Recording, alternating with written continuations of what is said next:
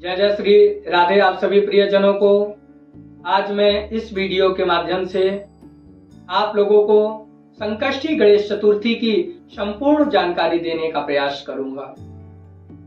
जैसे संकष्टी गणेश चतुर्थी कब है, भगवान गणेश के प्रिय व्रत का नियम क्या है, तथा भगवान चंद्रमा को अर्घ्य कब दिया जाएगा, उसका शुभ समय क्या है, तथा भगवान गणेश और माता गौरी के पूजन का विधि क्या है।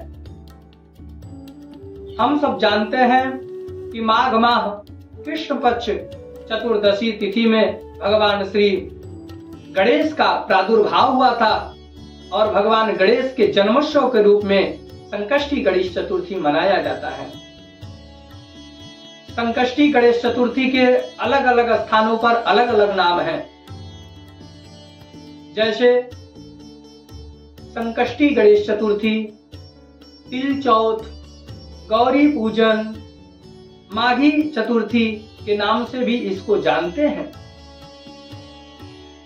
आप सभी प्रियजनों को बता दूं कि भगवान गणेश और माता गौरी का पूजन सभी कर्मों में किया जाता है और भगवान गणेश सभी विघ्न को हरने के देवता कहे जाते हैं, इसलिए उनको विघ्न विनायक कहा जाता है।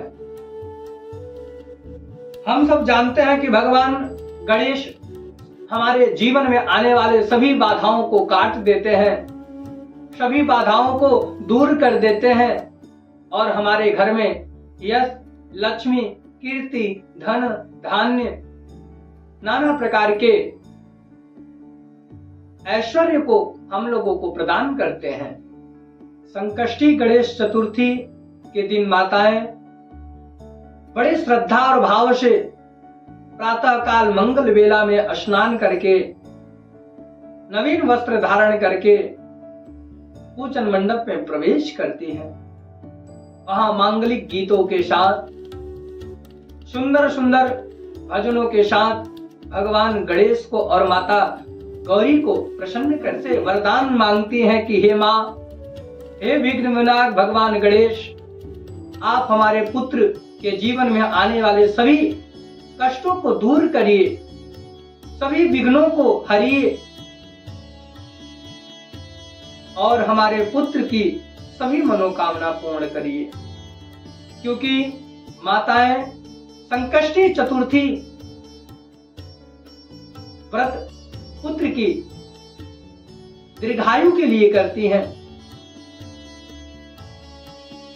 पुत्र की कामना के लिए करती हैं, पुत्र के जीवन में नाना प्रकार के यश, लक्ष्मी, कीर्ति, धन, धान्य आए, इसलिए करती हैं। माघ माह की कृष्ण पक्ष की जो संकष्टी चतुर्थी है, इस दिन माताएं भगवान गणेश से और माता गौरी से अपने परिवार और बच्चों की रक्षा की कामना करती हैं। संकष्टी गणेश चतुर्थी का व्रत 17 जनवरी 2025 दिन शुक्रवार को किया जाएगा, जिसमें चंद्रोदय रात्रि 8:48 पर होगा। उस दिन भगवान चंद्रमा को अर्घ्य देना विशेष फलदायी होता है। और विशेषतः मैं आपको एक नियम बता दूं कि संकष्टी गणेश चतुर्थी के दिन भगवान को तिल अर्पण करना विशेष महत्वपूर्ण होता है, विशेष फलदायी होता है। और आज के दिन ही भगवान गणेश का प्रादुर्भाव हुआ था माता गौरा जी के द्वारा, इसीलिए आज माता गौरा का भी पूजन विशेष रूप से किया जाता है, इसलिए इसे गौरी चतुर्थी भी कहते हैं। आज के दिन माता गौरा का सुंदर श्रृंगार किया जाता है सुंदर सुंदर आभूषण, सुंदर सुंदर वस्त्र मैया को समर्पित किया जाता है और मैया से प्रार्थना किया जाता है कि हे मां, जिस प्रकार आपने अपने पुत्र को जन्म दिया, वो अपने आपकी रक्षा के लिए अपने सर को भी कटा दिए, उसी प्रकार मुझे भी ऐसा संतान दीजिएगा जो मेरा निरंतर पालन पोषण करे। जो पूजन का विधान क्या है? माघ माह कृष्ण पक्ष चतुर्दशी तिथि में प्रातः काल उठ करके स्नान करके नवीन वस्त्र धारण करके पूरा दिन व्रत रहना चाहिए, भगवान के नामों का स्मरण करना चाहिए। ओम गंगणपतये नमः, ओम गंगणपतये नमः, ओम गंगणपतये नमः, इस मंत्र का जप करना चाहिए। और सायंकाल भगवान गणेश, माता गौरी और भगवान वरुण अर्थात कलश का विधि विधान पूजन पूर्वक पूजन करना चाहिए। एक घी का अखंड दीपक जला करके रख ले। इसके बाद सुपारी से भगवान गणेश, क्योंकि फल स्वरूपे गणेश गौरी गौमयी, भगवान को सुपारी से बनाते हैं और गौरी जी को गाय के गोबर से बना लेते हैं। कलश में पुष्प, दूब, गंध, अक्षत, जल डाल करके पूर्ण पात्र रख के, आम का पत्ता रख करके, ऊपर नारियल या सुपारी रख करके हम कलश स्थापित कर लेते हैं। इसके बाद आचमनी करते हैं 3 बार, फिर हाथ धुलते हैं, भगवान के नामों का स्मरण करते हुए जल को अपने ऊपर छिड़कते हैं। इसके बाद हाथ में अक्षत फूल लेकर भगवान गणेश, माता गौरी के सन्मुख हम संकल्प करते हैं कि हे भगवान श्री गणेश, आज मेरे द्वारा किए गए संपूर्ण व्रत और पूजन का जो भी पुण्य है वो हमारे परिवार को प्राप्त हो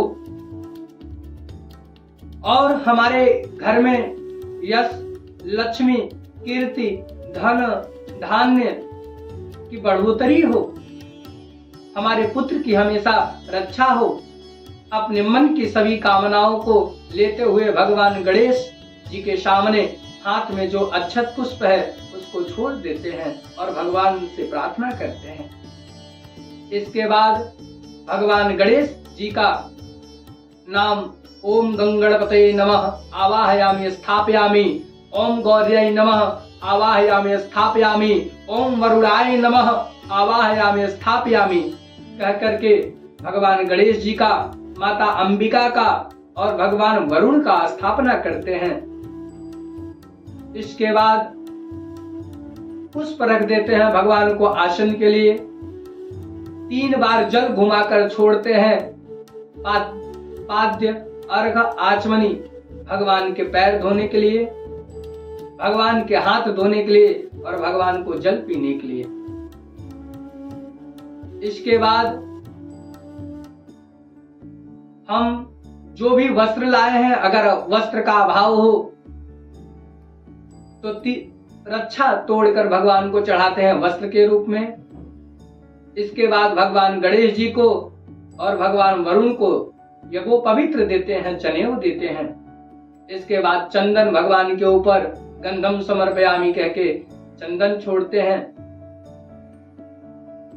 इसके बाद अक्षत भगवान के ऊपर छोड़ते हैं। पुष्प का हार या सुगंधित जो भी पुष्प है वो भी हम भगवान गणेश को अर्पण करते हैं। भगवान गणेश को दुर्वा बहुत प्रिय है, इसलिए भगवान गणेश को दूब अर्पण करते हैं। सुगंधित द्रव्य जैसे इत्र इत्यादि भगवान गणेश को, माता गौरी को, कलश को अर्पण करते हैं।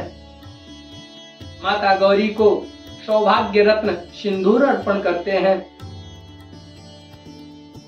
इसके बाद भगवान को धूप दीप नैवेद्य जो उत्तम कोटि के भोजनी पदार्थ हैं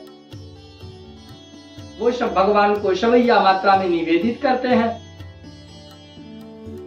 इसके बाद भगवान श्री गणेश के सन्मुख हाथ में पुष्प लेके भगवान से प्रार्थना करते हैं कि हे भगवान, मैं की विधि नहीं जानता हूं, लेकिन जो भी मुझे यथा ज्ञानेन जो भी ज्ञान मुझे प्रदत्त है उस ज्ञान से, उस भाव से, उस भक्ति से मैंने आपकी वंदना की, आपका पूजन किया। आप प्रसन्न होइए, हमारे सभी मनोकामना को सिद्ध करिए। इसके बाद भगवान का पूजन करके एकाचंडे सप्तरवे त्रिपदो विनायकम भगवान गणेश की 3 बार परिक्रमा करें। भगवान को कपूर की आरती करें। इसके बाद भगवान चंद्रमा को अर्घ्य दें। उनसे भी प्रार्थना करिए कि हे चंद्रमा देवता, आप मेरे सभी मनोकामना को पूर्ण करें। इसी के साथ हम संकष्टी गणेश चतुर्थी को संपन्न करते हैं। जय जय श्री राधे।